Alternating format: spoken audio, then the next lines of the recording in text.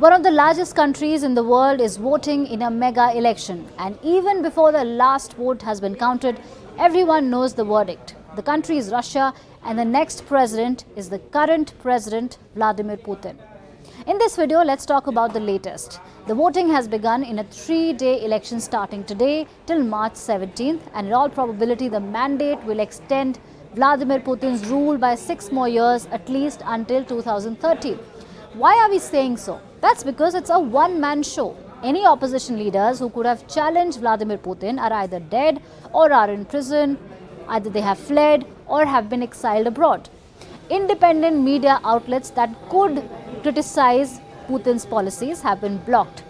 Critics say that the government maintains rigid control over the political system and electoral process in the country of 146 million people.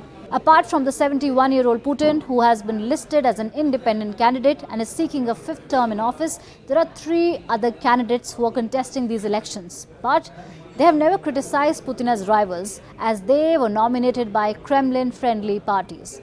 Russia's best-known opposition leader, Alexei Navalny, died in prison last month while serving a 19-year sentence on extremism charges.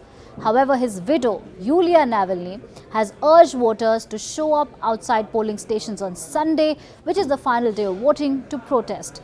There were 2 other politicians who stood for policies against Putin's Ukraine war, but as expected, they were banned from contesting these elections. Now, why is it a closely watched election? It's crucial because it will be yet again seen as a referendum on Putin's war on Ukraine, which has entered its 3rd year. Not to mention, the voting is also happening in parts of eastern Ukraine that have been annexed by Russia. These areas are Donetsk, Luhansk, Zaporizhia and Kherson. Voting is also happening in Crimea, which Russia annexed in 2014.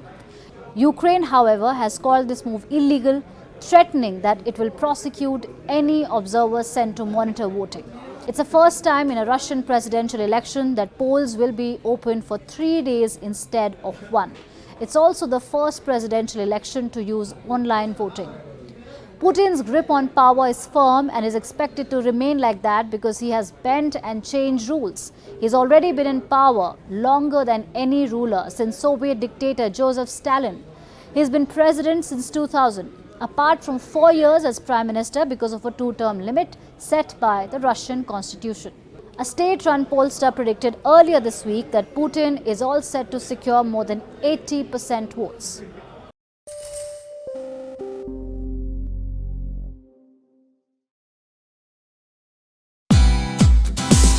Hey, thank you for watching this on CNBC-TV18. Hope you liked it.